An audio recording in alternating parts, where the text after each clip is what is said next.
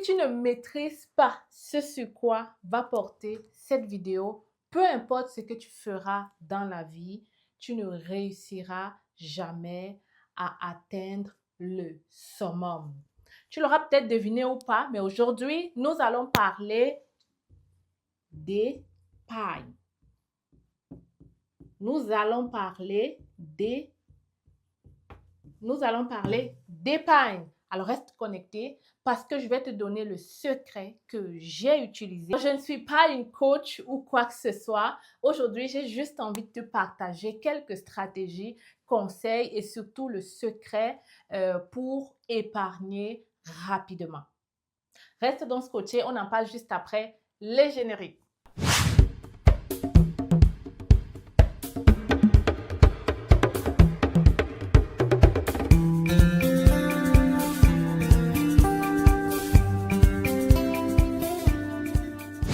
Épargner. Pour beaucoup, c'est un mot très simple, mais pour d'autres, c'est super compliqué. Pour toi, épargner, c'est facile. Tu le fais naturellement. Mais pour d'autres personnes, c'est difficile. D'autres veulent épargner, d'autres font tout pour épargner, mais ils n'y arrivent pas. Si tu es l'une de ces personnes-là qui essaye et qui a surtout envie d'y arriver, je t'invite à écouter cette vidéo jusqu'à la fin parce que je vais, n'est-ce pas, te donner, je ne vais pas dire les secrets, mais je vais aller vraiment très simple pour que tu comprennes le principe et le processus. Mais avant de faire ça, je dois me présenter. Je suis Stell Difac, je vis au Canada depuis 10 ans, citoyenne canadienne. J'investis en immobilier au Canada, entrepreneur aussi. Et je dirais que j'ai commencé à travailler l'argent très tôt. Quand j'étais encore au CP, je faisais déjà le commerce. Donc, l'épargne, je vais dire que c'est un peu en moi parce qu'on m'a éduqué cela très tôt. Mais je peux comprendre que pour d'autres, ce n'est pas la même chose. Et aujourd'hui, je vais t'apprendre ça parce que c'est super important si tu souhaites progresser dans la vie, atteindre le summum, développer tes projets et vraiment faire tout ce que tu souhaites faire. Épargner, c'est la base. L'épargne ne concerne pas seulement ceux qui touchent d'énormes sommes d'argent. L'épargne, ça commence tout petit. Ça commence même quand tu touches 1000 $. Parce que si tu n'arrives pas à gérer 1000 $, ça se peut que lorsque tu auras 100 000 $, tu reviendras très vite au point de départ parce que tu ne sauras pas comment épargner. Sans plus tarder, je vais commencer rapidement. Mais je tenais d'abord à t'expliquer pourquoi il est important pour toi d'apprendre ça. Épargner, c'est super important. Alors, je suis certaine que vous avez déjà entendu parler de cette règle-ci.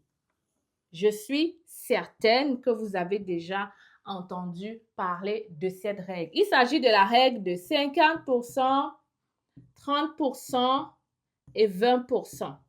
Si c'est la première fois que tu découvres, sache que la plupart des coachs qui vont te parler d'épargne vont te parler de cette loi et de cette règle-là. 50% constituent tes dépenses.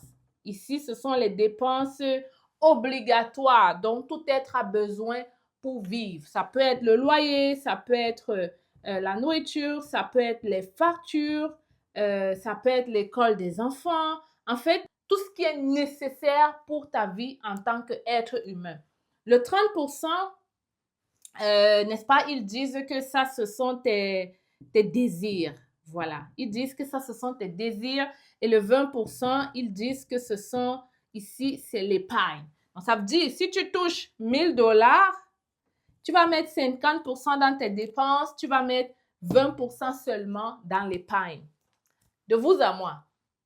De vous à moi. Moi, je vais te dire que ça ne fonctionne pas pour quelqu'un qui veut vraiment épargner. Si tu souhaites vraiment épargner, ça, c'est ce que le commun fait. Ça, c'est ce que la majorité des personnes en général font. Mais toi qui as envie d'atteindre, n'est-ce pas, tes objectifs rapidement, si tu vas de cette façon-là, je vais te dire que ça va te prendre beaucoup de temps. Si tu veux, n'est-ce pas, déclasser le monde, si tu veux faire des choses grandioses, si tu veux vraiment atteindre ton but, enlève ceci de ta tête. Parce que je vais même dire que c'est un frein.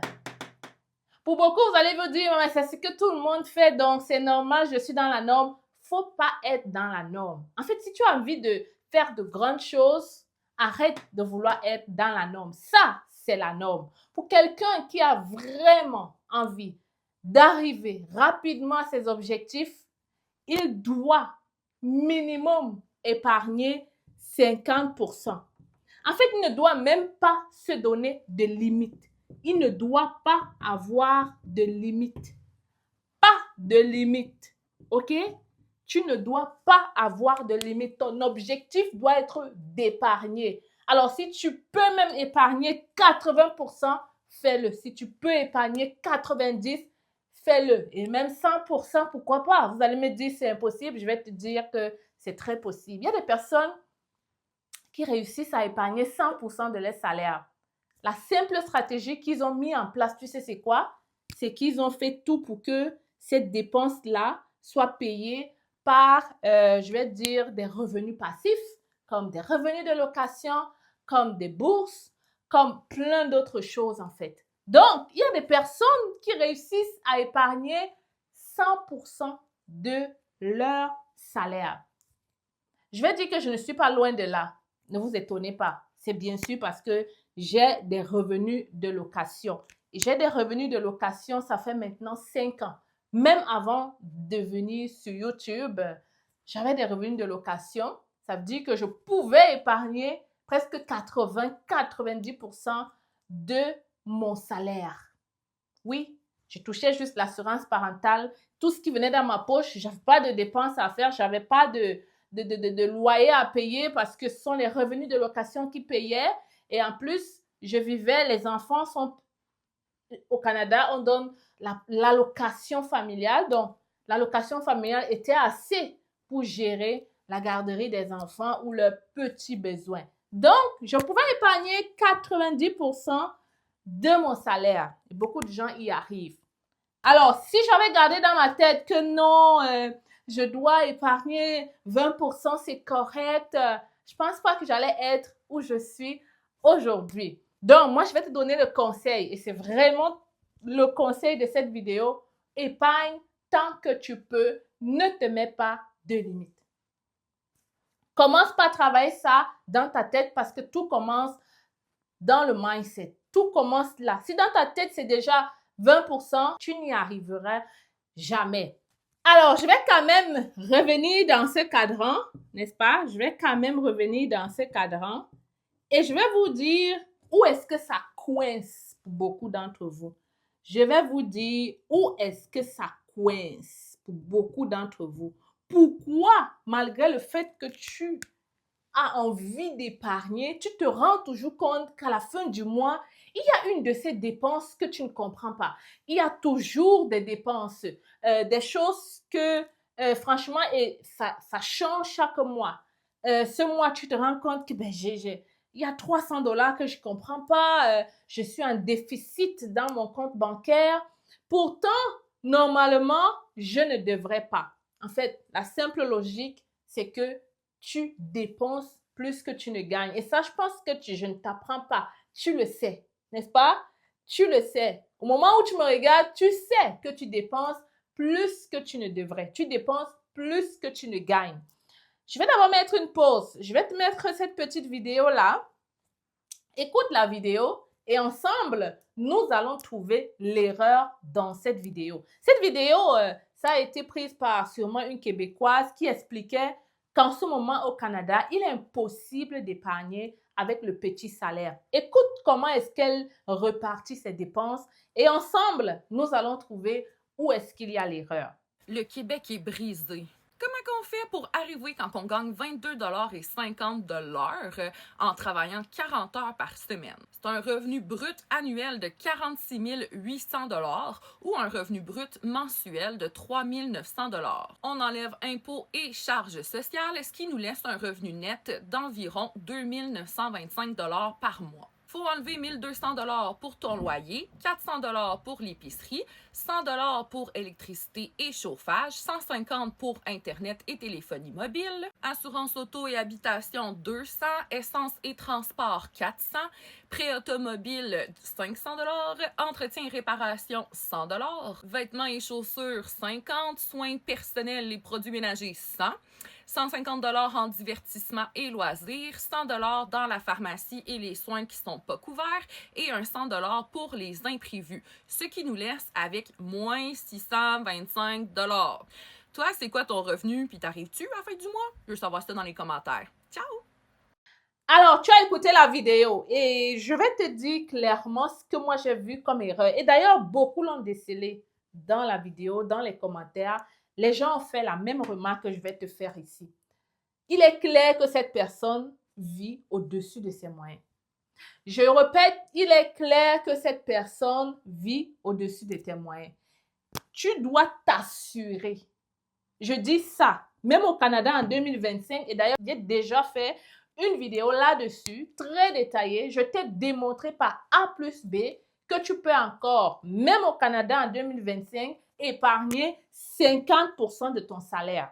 C'est possible. Et je mets la vidéo ici, va regarder juste après. Mais finis d'abord celle-ci parce qu'elle n'est pas encore terminée. Et ce que je vais te dire après est super important.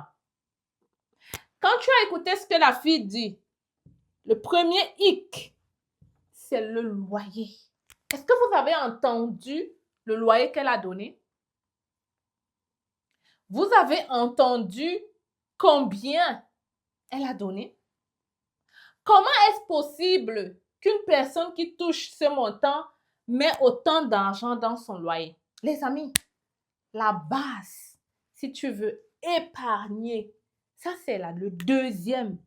Le premier, tu ne te mets pas de limite. Le deuxième, je vais te le dire, tu fais tout et pour tout pour diminuer tes dépenses. Diminuer tes dépenses. Je ne vais même pas aller dans les désirs, hein, parce que les désirs, vraiment, pour celui qui veut épargner, on ne devrait pas te le dire. Hein, ça doit venir de toi, de ton moi intérieur. Mais ce que les gens ne savent pas souvent, c'est qu'ils vont aller diminuer les désirs, admettons, mais ils vont conserver les dépenses. Et parfois, ces dépenses-là sont largement supérieures à ce que tu touches. Et ça ne changera jamais. Tu auras beau te priver des sorties, tu auras beau te priver des restaurants, tu auras beau te priver de tout. Mais si tes dépenses mensuelles sont dans les 70, les 60, ça va mal pour toi. Ça va mal pour toi. Tu vas tout faire. Tu n'y arriveras jamais. Le problème vient de tes dépenses mensuelles. Commence par regarder ça. Je ne parle pas de désir parce qu'on le sait déjà ça. Ça, on le sait. Si tu veux épargner, bien sûr, tu n'iras pas au restaurant tous les jours. Bien sûr, tu ne vas pas aller t'acheter les habits de marque. Bien sûr, tu vas te priver de certains luxes, sachant que c'est pour un objectif. Bien sûr, tu ne vas pas amener ta petite chaque soir. Tu ne vas pas répondre aux appels des amis qui vont te dire « Viens ce soir, on s'en va ici. Demain, viens ce soir, on s'en va là. » Tu ne vas pas répondre à ce genre d'appel. Évidemment, hein, c'est la logique. Mais ici, c'est là que c'est souvent encore plus difficile ou que les gens ne voient pas.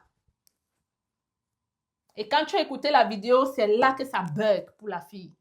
Tu ne peux pas payer un loyer à 1500 $.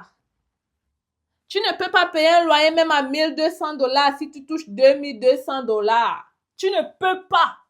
Ça, c'est clairement impossible pour toi d'épargner. Tu ne peux pas payer un loyer de 1200 $ si tu touches 2200. Tu es déjà à la moitié de ton salaire. Comment tu veux y arriver? Ce n'est pas de la magie, ce n'est pas sorcier. Ah oui, vous allez me dire, on doit quand même vivre un certain luxe. Je dois être à côté du métro parce que, voilà, je n'ai pas de voiture. Je dois quand même être à l'aise là où je vis. Pourquoi tu veux être à l'aise quand tu es encore en train de te chercher ou quand tu as un objectif? Tu crois vraiment que c'est le moment d'être à l'aise? Et d'ailleurs, c'est une erreur d'être à l'aise lorsqu'on se cherche. Parce que si tu es à l'aise lorsque tu te cherches, tu n'y avanceras pas. Tu auras l'impression que tout est correct. Il faut que tu sois dans un sentiment d'inconfort pour que ça te booste à arriver mieux. Si tu as déjà les habits Gucci, les chaussures de marque, tout, la maison et tout, écoute, pourquoi? Qu'est-ce qui va te motiver à chercher plus? Coucou les futurs Canadiens, les nouveaux arrivants, coucou tout le monde, j'espère que vous allez bien. Petite pause pour te dire que depuis quelques mois, je travaille sur un nouveau bébé, un nouveau projet que j'ai envie de te partager aujourd'hui. Et si tu sens l'opportunité, si tu sens le besoin en fait d'acheter nos produits, n'hésite pas à aller dans le site Stellee, STELLEE.ca, faire ta commande et si tu es à Montréal, ça me ferait un plaisir de te livrer et de te rencontrer en même temps. Alors de quoi est-ce qu'il s'agit? Il s'agit juste des senteurs. On a plusieurs styles de produits. Je ne peux pas prendre trop longtemps pour te présenter tout ça. Mais celui-ci, c'est pour des fumeurs. Tu le mets dans ton auto et ton auto sentira bon à jamais. On a aussi celui-ci, n'est-ce pas? Tu le mets dans ta maison un peu partout et je peux t'assurer que tu n'auras plus besoin de douter, de cuisiner. Tu n'auras plus besoin de stresser après ta cuisine. Moi, celui que j'adore, c'est cette machine-là. Tu la mets dans ta cuisine, tu finis de faire ton plantain, tu finis de cuisiner ton héros, ton coq, tout ce que tu veux comme nourriture africaine, tu mets ça, machine vraiment parfaite. Tu peux allumer, éteindre quand tu veux avec Bluetooth et la senteur. Que dire? C'est la magie. En tout cas, je vous attends derrière le site internet et j'ai hâte de pouvoir te livrer. Bref, je t'ai rendu là à te dire qu'il faut diminuer tes dépenses et il faut que tu commences par ton loyer. Je te disais qu'il est important pour toi et quasi impossible pour toi d'épargner si tu touches 2200 $ et tu payes 1200 $ de loyer. La chose que tu dois donc faire maintenant, à l'heure où tu me regardes, toi-même, tu dois faire tes propres calculs. Si ton loyer est supérieur, comme je venais de te montrer, déjà plus de 50% de ton salaire, déménage. Tout simplement, déménage. Ne réfléchis pas. C'est comme ça, c'est la loi. Déménage. Tu pourras trouver des espaces spacieux et à moindre coût. Si ton problème, c'est l'espace, déplace-toi un tout petit peu. Tu auras un bon rapport, n'est-ce pas, qualité et prix en même temps. Alors, la deuxième dépense, c'est la voiture. Je vais te donner un conseil ici. Tu vas voir l'erreur que beaucoup commettent. Ils viennent d'arriver ou ils sont au Canada ou peu importe où tu te trouves. L'erreur que tu commets, c'est que ton premier auto, tu l'as prise à crédit. Il ne faut jamais prendre ton auto à crédit. Surtout pas la première. Du moins, tant que tu es dans l'optique d'épargner, l'auto à crédit ne doit pas être une option pour toi jusqu'à ce que tu atteignes quand même des bons revenus, que tu sentes quand même que tu es bien stable, tu as un bon épargne. Là, tu peux te permettre de prendre une auto à crédit. Mais dans le cas où tu n'as encore rien dans tes caisses comme épargne, tu es nouveau débutant, tu te cherches, tu ne peux pas te permettre d'aller prendre des autos chez les concessionnaires et payer les 500 $ le mois. C'est une erreur fatale. Je vais te faire un simple calcul et je vais t'inviter ici rapidement à aller prendre la fiche que le concessionnaire t'a remis. Tu verras combien tu dépenses en intérêt. Tu verses 500 $ le mois au concessionnaire, mais va regarder combien vont dans les intérêts. Je vais te donner par ricochet une loi que tu dois appliquer. On ne prend jamais de crédit sur un actif qui ne produit pas. C'est une erreur fatale, une erreur de débutant. Je reprends. On ne prend jamais de crédit sur un actif qui ne te produit rien. La voiture va se dévaluer d'année en année. Donc, tu ne peux pas prendre de crédit pour cette voiture-là au début. Au début, tu ne peux pas. Je vais t'inviter à faire ce simple calcul-là. Voici plutôt ce que tu dois faire. Moi, je vais te conseiller plutôt d'acheter ta première auto cash. C'est possible. C'est possible. La stratégie que tu dois mettre sur pied, c'est bien sûr d'épargner 1 an, n'est-ce pas? Au lieu de virer 500 $ au concessionnaire, garde ces 500 $ dans ta poche, épargne-le. Tu multiplies 500 $ fois 10, ça fait 5 000 $. Et je suis sûre qu'avec tes autres épargnes que tu auras fait, tu pourras en un an avoir tes 10 000 $. C'est pas à pas. Tu ne vas pas en un an t'acheter une maison. C'est doucement. C'est doucement. Ça ne te sert à rien de courir plus vite que la montre. D'avoir une voiture chez le concessionnaire, d'épargner 2 000 $ l'année ou bien, je ne sais pas moi, 5 000 $ pour prendre une maison, pour faire ton hypothèque. Commence par réduire ici. Ça te permettra, lorsque tu auras ta maison, de ne pas être sur pression à cause de cette dépense-là. Ça, c'est une autre erreur que beaucoup font. Ils sont là, ils ont les dépenses catastrophiques ici, mais ils épargnent pour prendre la mise de fonds pour s'acheter une maison, alors que tout doit commencer là. Parce qu'une fois que tu as pris la maison, c'est une charge en plus. Tu vois des gens faire 3, 4 boulots, alors que le problème, c'était depuis le départ. C'était ici, la voiture. Je vois des gens au Canada, ils viennent d'arriver, ils s'en vont chez le concessionnaire très tranquillement, avec toute la joie du monde. Ils se prennent des voitures à 500 $ de l'heure. 500 $ le mois. Applique ces stratégies. 10 000 $ un an, tu as épargné. L'année qui suit, tu t'achètes ton auto cash. Fais comme moi. Je te dis ici ce que j'applique. Moi, j'ai une auto qui coûte 10 000 $. Ce n'est pas parce que je ne peux pas avoir une auto chez le concessionnaire à 1 000 $. C'est juste que moi, quand je regarde la fiche du concessionnaire, je vois auto est affiché à 14 500. Mais maintenant, quand je paie les intérêts, l'auto me revient à 25-30 000. Pourquoi tu fais ça? Pourquoi tu fais ça? Ce n'est pas possible pour toi d'épargner si tu simplifies le moindre dollar. Et ça, c'est le troisième secret. Quand on est dans l'optique d'épargner, de multiplier son argent, de fructifier son argent, on ne simplifie pas le moindre dollar. 1 $, ça compte parce que c'est 1 $ fois 100, fois 10 qui font 100, fois 100 qui font 1000 et ainsi de suite. Ça, c'est une erreur fatale que je vois chez beaucoup d'Africains. Beaucoup. Ils simplifient le 1 $. Oh, ils vont aller prendre... Je vais parler de ça, mais je vais revenir d'abord ici sur la voiture. Je n'ai pas terminé de te démontrer que en faisant ça, tu es plus gagnant. La première année, tu épargnes tes 10 000 $. La deuxième année, qu'est-ce que tu vas faire? Tu auras déjà une auto payée cash. Et donc, les 10 000 $ que tu verserais chez le concessionnaire, année après année, année après année pour rien, ces 10 000 $ vont rester dans ta poche. Et donc, l'année qui suit, tu auras 10 000 $ tranquille d'épargne.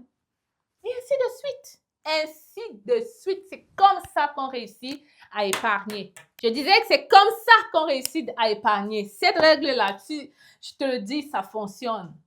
Ça fonctionne. Dis la vérité. Laisse en commentaire si tu penses que ça, c'est la règle de l'année. Laisse en commentaire. Beaucoup ne voient pas les choses ainsi. Beaucoup ne comprennent pas ces petites astuces-là. Mais c'est des astuces qui fonctionnent. Moi, quand je voulais acheter mon auto, et d'ailleurs, c'est ma première auto. Et je te dis, j'applique ça. Je me suis dit, jamais. Je vais épargner. Je vais avoir 10 000 $ et je vais aller m'acheter l'auto cash. Et c'est ce que j'ai fait. Et je n'ai jamais eu de problème de mécanique, hein, rassure-toi.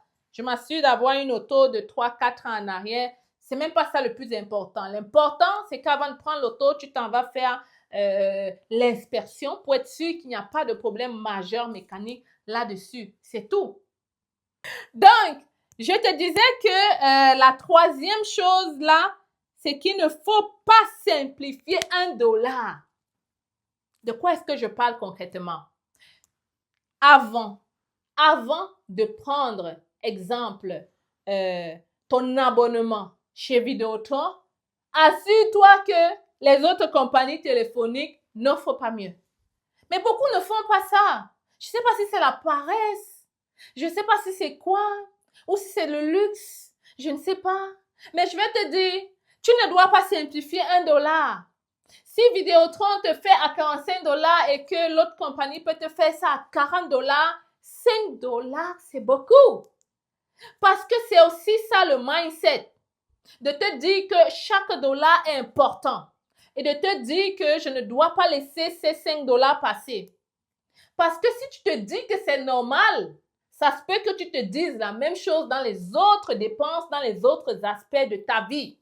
Ça se peut que lorsque tu t'en vas manger au restaurant, chaque jour, le burger en McDo à 10 dollars, tu te dises que ce n'est que 10 dollars. Non. À la fin du mois, le burger là, tu auras mangé 4 fois, c'est 40 dollars. Ensuite, il y a d'autres choses qui vont venir.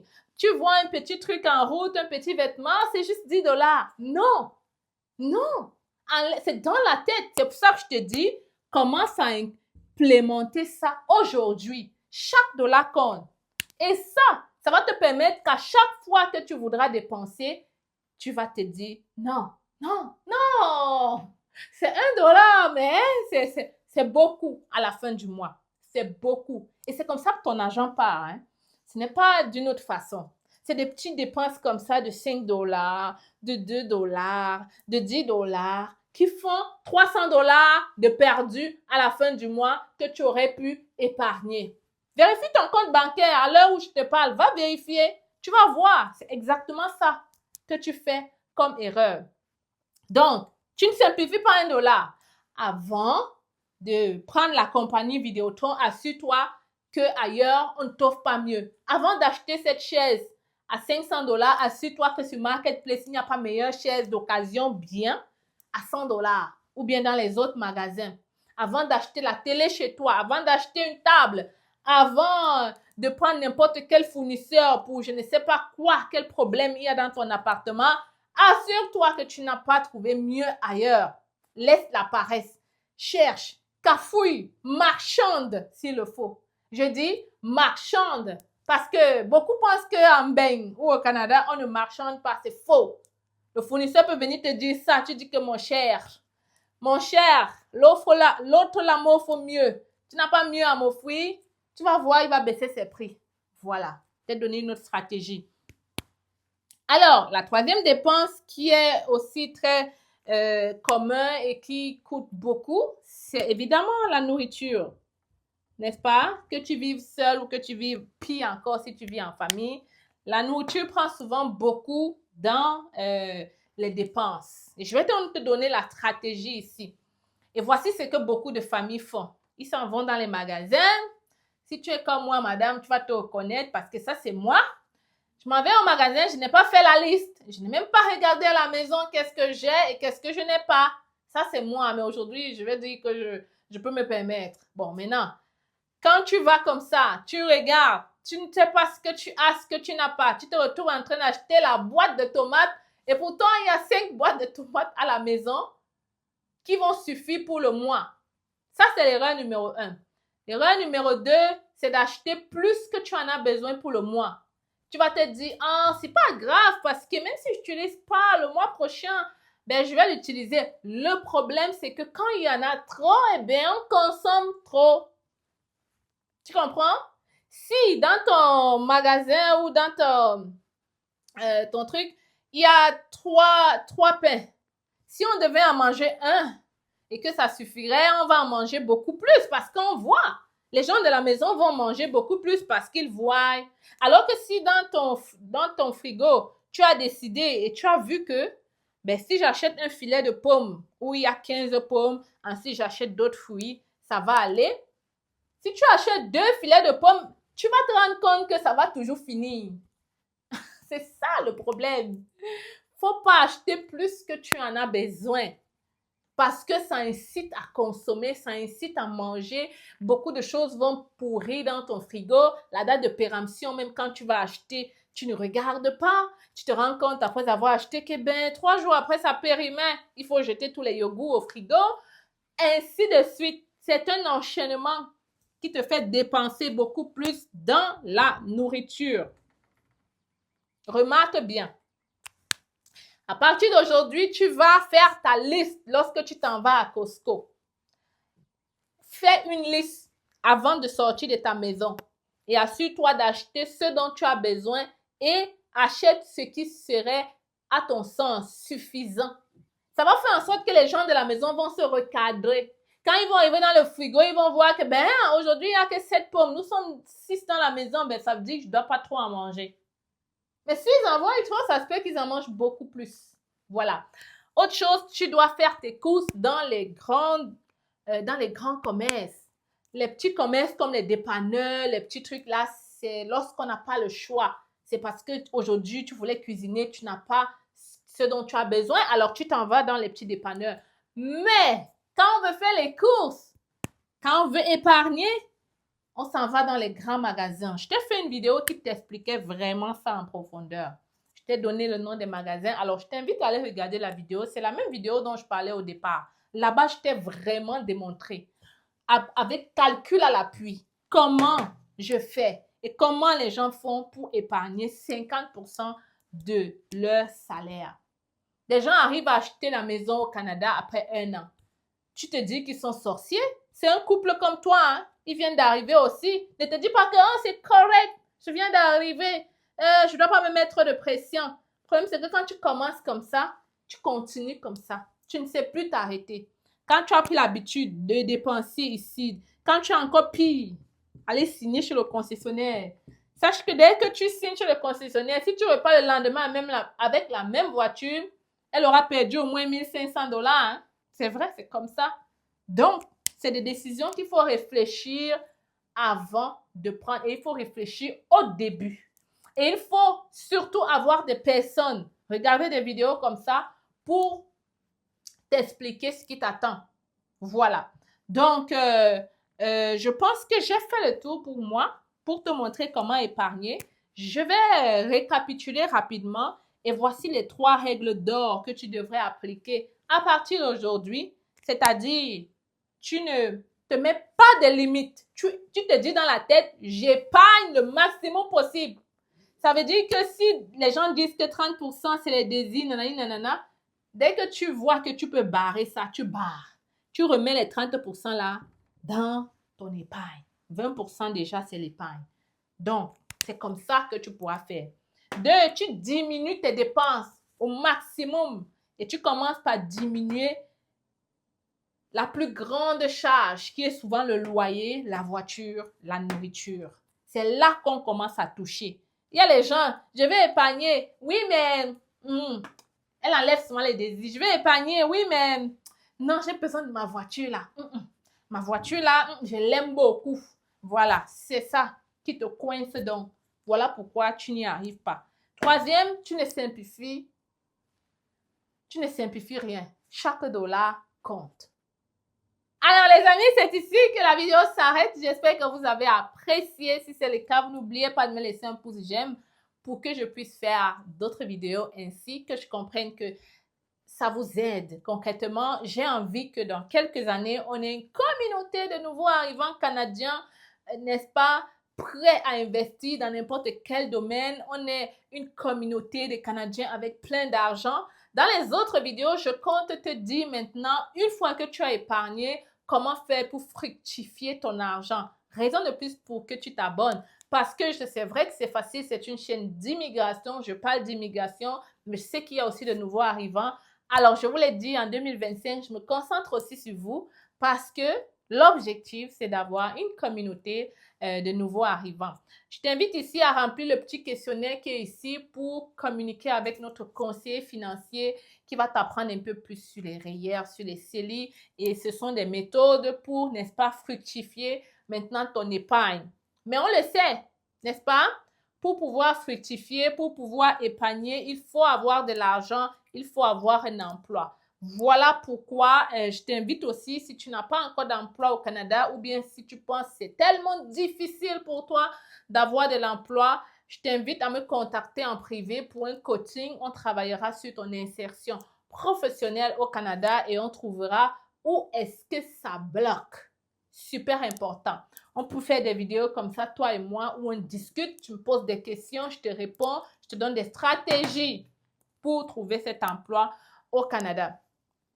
Voilà. Donc, remplis le petit questionnaire et voilà, si tu es intéressé pour le coaching privé, envoie-moi un email hello@cfacile.com. Ça me ferait plaisir vraiment de t'aider à vivre et à profiter du Canada. Pour épargner, il faut d'abord un revenu. Et voilà, c'est là que tout commence. On se revoit dans une autre vidéo. Tu n'es pas au courant de l'opération sans visa résidence permanente organisée par C'est Facile? Alors, si tu n'es pas au courant, laisse-moi t'expliquer. C'est facile, lance une promotion sur tous les visas de résidents permanents. Vraiment des prix imbattables, jamais vus dans notre cabinet. Tout ce que tu as à faire actuellement, c'est de nous contacter pour en savoir plus. Tu m'écris par email ou à travers ce numéro de téléphone. Les critères de sélection, vraiment, c'est le test de français, l'expérience de travail et si tu as déjà ton évaluation de diplôme. Mais si tu n'as pas tous ces documents, ne t'inquiète pas, on pourra toujours t'aider. Qu'à cela ne tienne, contacte-nous rapidement parce qu'en ce moment, c'est la fête, c'est facile. L'objectif est de permettre à plusieurs d'entre vous de réaliser le rêve canadien en 2025. Je suis avec vous. La fête est terminée, mais c'est facile. On continue, on y croit, on avance parce qu'on a envie de vous voir réaliser ce rêve.